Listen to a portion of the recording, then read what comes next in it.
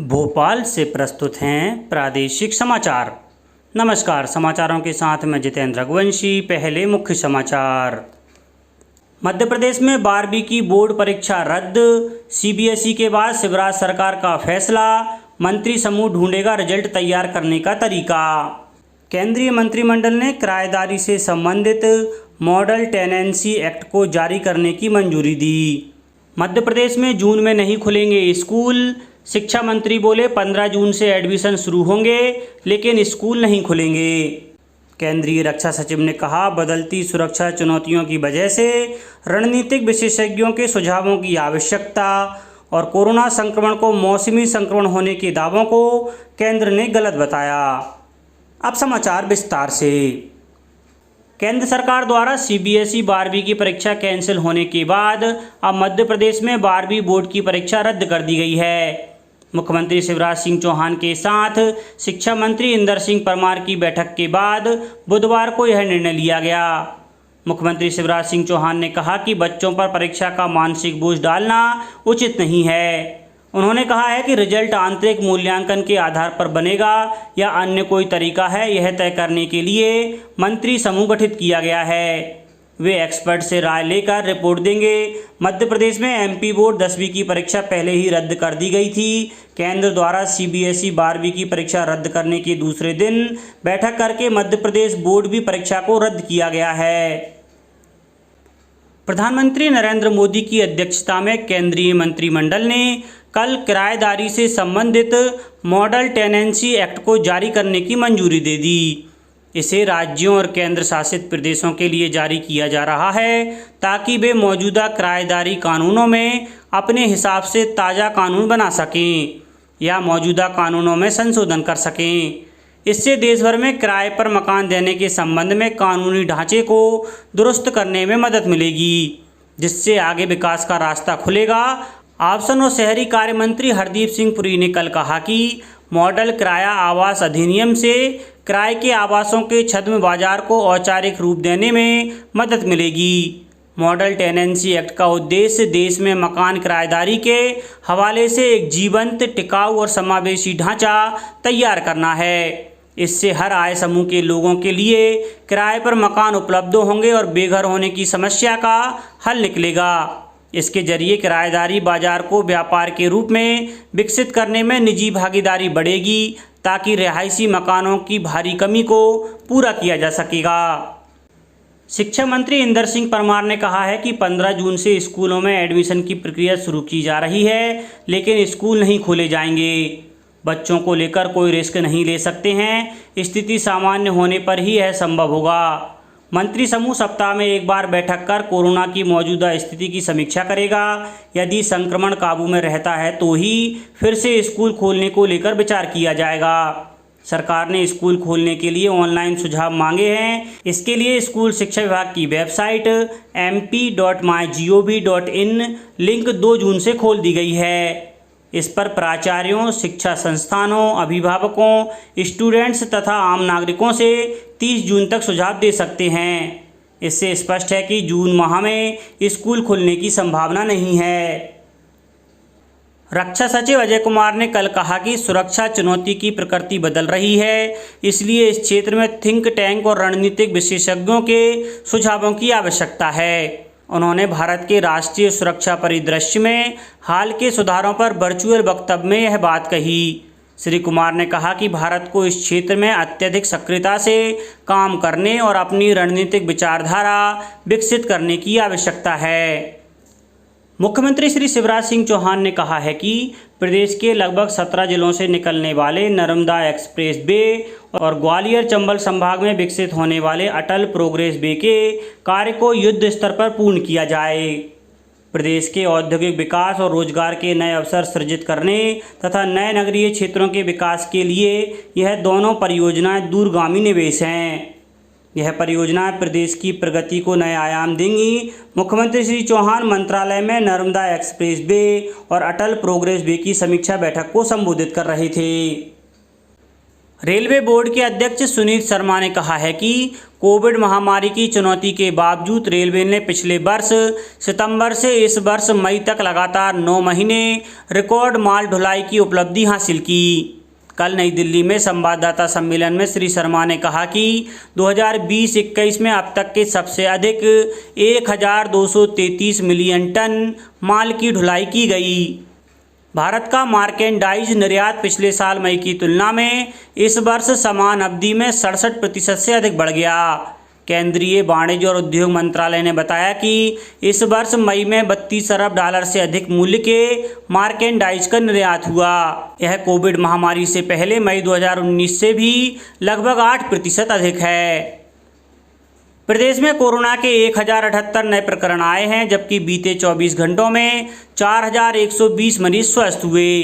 Active प्रकरणों की संख्या घटकर 20,203 रह गई है। प्रदेश की 7 दिनों की औसत संक्रमण दर 2.2% रह गई है।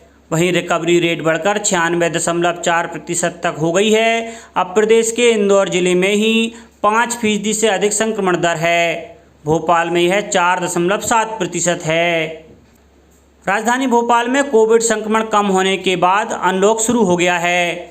हालांकि अभी सिर्फ किराना, दवाई, हार्डवेयर, स्टेशनरी की दुकानों के साथ टेक अवे फैसिलिटी के लिए रेस्टोरेंट को खोलने की अनुमति दी गई है। सेगमेंट वाइज शहर का पूरा बाजार खुलेगा। सुरक्षा की दृष्टि से बाजारों में दुकान के सामने सोशल डिस्टेंसिंग का पालन करवाने गोले बनाए गए हैं। साथ ही यह भी सुनिश्चित किया जा रहा है कि ग्राहक और दुकानदार अनिवार्य रूप से मास्क पहने। कोरोना प्रोटोकॉल का पालन करवाने 118 टीमों को मैदान में उतारा गया है। देश में कोविड के सक्रिय और नए मामलों की संख्या में लगातार काफ़ी गिरावट आ रही है। लगातार 20वें दिन नए मामलों की तुलना में ठीक होने वाले मरीजों की संख्या अधिक हो गई है। पिछले 24 घंटों में 2,31,000 से अधिक मरीज स्वस्थ हुए और ठीक होने वालों की दर 92.48% हो गई है। देश में अब तक 21,85,00,000 कोविड टीके लगाए जा चुके हैं। स्वास्थ्य और परिवार कल्याण मंत्रालय ने बताया है कि पिछले 24 घंटों के दौरान 23,97,000 से अधिक लोगों को टीके लगाए गए। कोविड महामारी को रोकने के लिए टीकाकरण को बहुत महत्वपूर्ण माना जा रहा है। केंद्र सरकार राज्यों और केंद्र शासित प्रदेशों के सहयोग से टीकाकरण अभियान को लगातार गति प्रदान कर रही है। नीति आयोग में स्वास्थ्य सदस्य बीके पाल ने चेतावनी दी है कि अगर कोरोना वायरस अपना रूप बदल लेता है तो बच्चों में कोविड रोग का प्रकोप बढ़ सकता है। उन्होंने कहा कि देश में बच्चों में कोविड महामारी चर्चा का विषय बनी हुई है, लेकिन बच्चों में कोविड संक्रमण ने गंभीर रूप नहीं लिया है। केंद्र ने सोशल मीडिया के उन दावों को आधारहीन और झूठा बताया है जिनमें कोरोना को मौसमी संक्रमण बताया गया है। पत्र सूचना कार्यालय PIB की तथ्य जांच समिति ने कहा है कि कोविड-19 एक संक्रमण की बीमारी है। PIB ने यह भी कहा है कि विश्व स्वास्थ्य संगठन ने इन आधारहीन दावों पर कोई टिप्पणी नहीं की है। इंदौर से बिलासपुर जा रही नर्मदा एक्सप्रेस ट्रेन में सवार इंदौर निवासी महिला मुस्कान हाडा की गला रेतकर की गई नृशंस हत्या का मुख्य आरोपी भोपाल निवासी सागर सोनी को कल भोपाल GRP पुलिस ने महज 12 घंटे के अंदर गिरफ्तार करने में सफलता प्राप्त कर ली है। आरोपी ट्रेन में पेपर बेचने का काम करता है।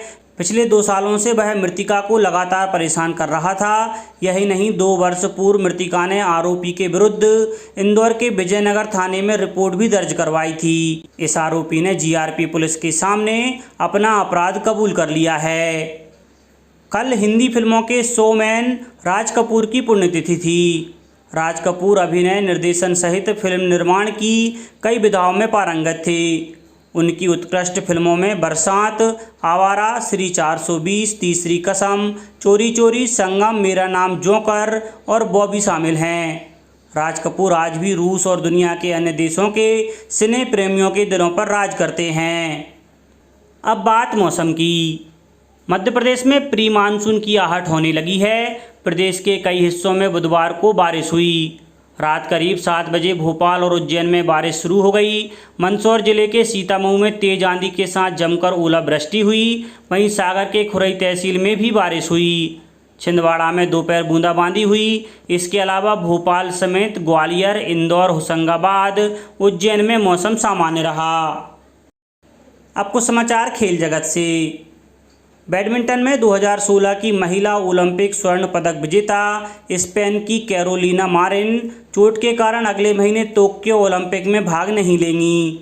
कैरोलिना मारिन की अनुपस्थिति में रियो ओलंपिक में रजत पदक विजेता भारत की पीवी सिंधु स्वर्ण पदक जीतने की सबसे पसंदीदा खिलाड़ी मानी जा रही हैं।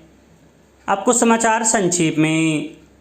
आगरमालवा जिले में कल दिन भर की भीषण गर्मी के बाद सुसनेर में शाम को तेज हवा के साथ बूंदाबांदी हुई। वहीं जिले में भी अन्य स्थानों पर इसी प्रकार का मौसम होने के समाचार मिले हैं। छिंदवाड़ा जिले में अभी तक 2,61,599 व्यक्तियों द्वारा कोविड-19 टीके की प्रथम और द्वितीय डोज लगवाई जा चुकी है, जिसमें 2,05,398 व्यक्तियों को प्रथम व 56,201 व्यक्तियों को द्वितीय डोज शामिल है। रीवा जिले में कोरोना संक्रमण की दर में तेजी से कमी आई है। जिले की सिर्फ 3 ग्राम पंचायतें ही अब रेड जोन में बची हैं। कोरोना को देखते हुए मध्य प्रदेश लोक सेवा आयोग ने राज्य सेवा प्रारंभिक परीक्षा 2020 को आगे बढ़ा दिया है। अब यह परीक्षा 25 जुलाई को होगी। गुना जिले में 1 जून से मंडियों में किसानों के माल की खरीदी की गई। किसानों को संक्रमण न फैले, इसके लिए नानाखेड़ी मंडी में ड्रोन कैमरे से हर गतिविधि पर नजर रखी जा रही है। और रुपए में कमजोरी के बीच सोने का मूल्य 80 रुपये बढ़ गया। हालांकि अंतर्राष्ट्रीय सराफा बाजारों में सोने की कीमतों में नरमी थी। अंत में मुख्य समाचार एक बार फिर। मध्य प्रदेश में 12वीं की बोर्ड परीक्षा रद्द। सीबीएसई के बाद शिवराज सरकार का फैसला। मंत्री समूह ढूंढेगा रिजल्ट तैयार करने का तरीका। केंद्रीय मंत्रिमंडल ने किराएदारी से संबंधित मॉडल टेनेंसी एक्ट को जारी करने की मंजूरी दी। मध्य प्रदेश में जून में नहीं खुलेंगे स्कूल। शिक्षा मंत्री बोले 15 जून से एडमिशन शुरू होंगे, लेकिन स्कूल नहीं खुलेंगे। केंद्रीय रक्षा सचिव ने कहा, बदलती सुरक्षा चुनौतियों की वजह से रणनीतिक विशेषज्ञों के सुझावों की आवश्यकता। और कोरोना संक्रमण को मौसमी संक्रमण होने के दावों को केंद्र ने गलत बताया। इस बुलेटिन में इतना ही। घर पर रहिए, सुरक्षित रहिए और सुनते रहिए प्रादेशिक समाचार। नमस्कार।